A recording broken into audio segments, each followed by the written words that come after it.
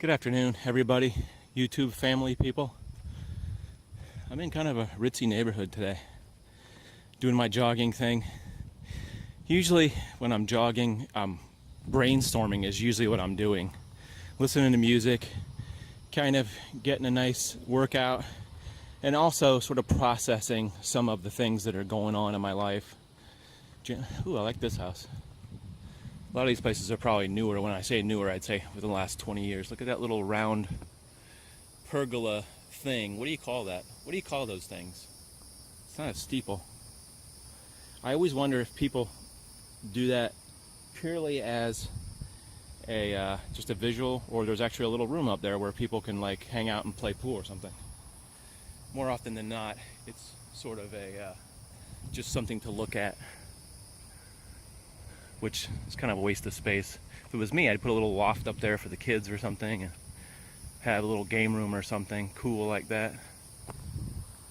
Anyway, I wanted to talk to you guys about something that's very close to my heart, and it's something I lived with for most of my life. Is I don't have a great memory. It's kind of weird because weird things that are of no really value I can remember like specific things about music. Sometimes I can remember song names and song titles or what year. Some stuff like movie trivia. I'm pretty good at trivia games like that. But say I had to study for a test or something, some test I was going to have to take to, say if YouTube had a test that you'd have to take, I probably would generally not do well on that. A new trend in all these new houses is, by the way, wood accenting. Most of the houses are made out of stucco, but they have wood accents. And this one has just wood. Looks like somebody just got finished pressure washing that house. Anyway, the reason I'm making this video is to talk about how memory is involved in your education when you're growing up. Most of your tests are about remembering dates or times or words or science facts, biology, chemistry. What chemical does this, that, and the other? What is the definition of this word? It's all memory mostly, because I had a bad memory for most things. I would say I didn't do well on some tests. Usually the testing that you had to do, like the annual testing. Okay, so generally speaking, in my opinion, the better your memory is, the better your test taking, the better grades you would have in school, generally speaking, like elementary, high school, college, which I did take 2 years of a college level, graduated, but it wasn't, the testing, I guess you could say, was probably multiple choice, and therefore I did better in my college courses, but it wasn't like a state college type of thing. So if you went through school and you didn't do well on testing, and it gave you like an inferiority complex, because sometimes the stupid teachers, which was really stupid, would post your grade in the class. I don't know what that stuff is. It's trash day, I guess, today. And that's a really dumb thing to do, because that puts you on a class level where you're being graded against other people. And if you're consistently getting C's or D's or F's, it makes you look like the stupid kid. And then you look like the stupid kid all the time, generally speaking. And you feel like the stupid kid, which I did for a lot. I remember my dad making remarks somewhere along the line about probably me not going to college. I can't remember the exact terminology, but it was generally felt that I was probably not going to be a college or education after high school. In my day, back in the late 80s, there wasn't as many opportunities like there are now, like art schools, or what they call sort of a semi-private colleges that you don't have to get great, what do they call it, SAT scores to get into, like you would a state college. They're very picky, and you have to do great on your SATs, and you have to volunteer, and you have to do those SHIT, which I very much disagree with, because education should be an equal opportunity regardless of how they grade you. So here's one of my main points is, you're not stupid if you get low grades in school. You're not dumb, you're not an idiot. Although that's what school teaches us. If you don't do well in school, there must be something that's not as smart as other kids. I always felt that I was smart in general. I could figure stuff out. I was good with puzzles. I was good with taking things apart and putting them back together. Just generally, I think what you'd say common sense, I always felt pretty above average. Although school continually made me feel like an idiot, because that's supposed to be, he's smart. If he got an A in mathematics, then automatically that kid's smart. No, that's not true. I would say my mathematics skills are above average to where they used to be when I was in high school, because I always got bad grades in high school mathematics. So therefore I hated it. I just wanted nothing to do with math. And I think in the final 2 years of my high school education, they didn't require math for some reason. Like if you got 2 credits 9th and 10th grade, that was all was required for your math, so you could take other courses, like psychology or typing or whatever. You could do something else with that. So one year I actually failed math on purpose, because the teacher was such a rotten person, and it was always trying to, I think, instigate problems with the kids who didn't do well. I purposely failed the course because I just didn't do any of the homework, just to piss the teacher off. And you know what? It felt really good. It felt good to just buck the system, that tells you that you have to do everything and do this and do that. Now, I'm not abdicating that you do this. I think a lot of kids rebel because they feel that school makes them feel bad. Sounds like a train horn. What's that all about? Somebody's honking a train horn. So in general, I feel that education is good, but if you're not good at education, you shouldn't feel bad, and you shouldn't make your kids feel bad because they're not on par with the rest of the students. You're not getting good grades like the rest of the students.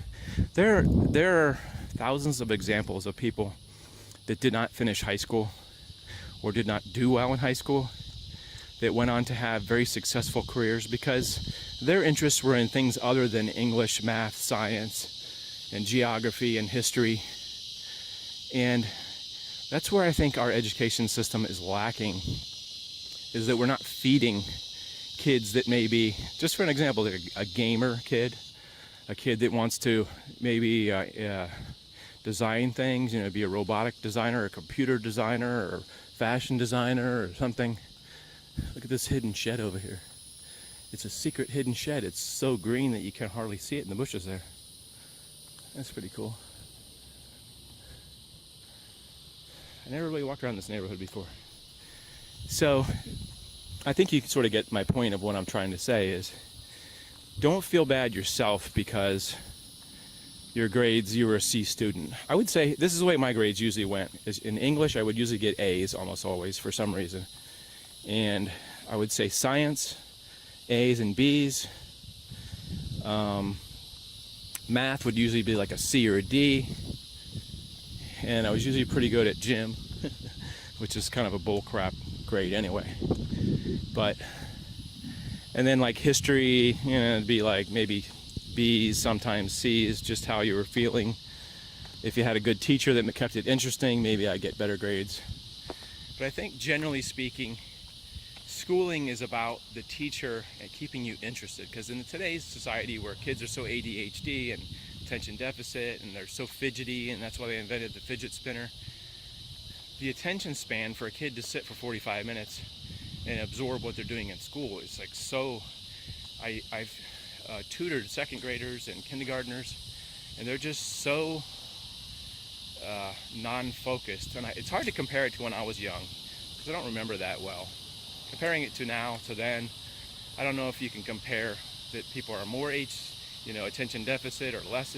I was very attention deficit. I remember one class I had, the teacher would have one of those overhead projectors. Like now they would have like a computer projector, but they had the old-fashioned transparencies. They'd write with marker on the transparency, and then this teacher would make you copy it all into your notebook, which is like the most boring thing on the planet, is to copying things onto your notebook. That's and I don't know if the basis of it is that would make you remember better, but my teacher, this one teacher, had like a American history or world history or whatever it was, and she would have you copy the notes, and then for the testing, like, she would go over the notes, or make you go over the notes, and remember that Switzerland is the first country to do this, this, and this, and Germany's capital was this, this, and this. Just miscellaneous information that nobody really cared about. But I think, circling back to the memory thing, the kids that had good memories would just remember because they had a sharp memory, and they would do better on testing for something like that.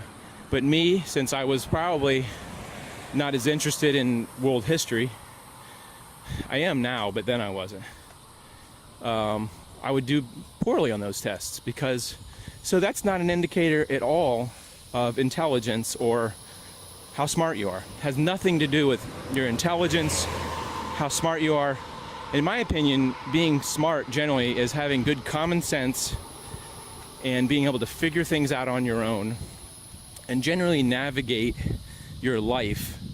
That's where the smart people are. And I'm not putting down kids that get good grades. Kids that get great grades are probably intelligent. But here's my one point is, I had a neighbor that lived next to me. Common sense wise, was not very smart at all. But she got straight A's or something like that, A's and B's.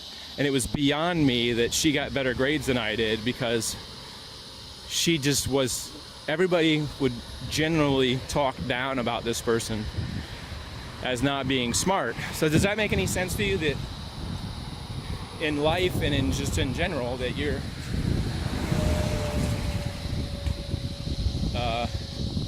considered not very intelligent, but then you go to school and you make great grades? So one doesn't always follow the other. So if you're one of those people who always sort of drug that around with you, like I did, that your grades made you feel dumb, because I had a sister and a brother. My sister generally got better grades than me, so she was celebrated as the smart kid, and I was celebrated as the not so smart, which is it's just a crappy way to go through your childhood, thinking that you're less intelligent with people. Basically how I used to deal with it, I used to just compartmentalize it and try to forget about it. When grades came out, I would just try to forget about it as soon as possible, because I always felt that I was being judged by a school system that's not very good. Like I said, it's memory based. If you can remember algebra and algebra formulas, how that's supposed to go, and you have a great memory for it, you're going to do better in algebra. Or if you just love math, you'll do better. I hated math. I wasn't a big fan of history.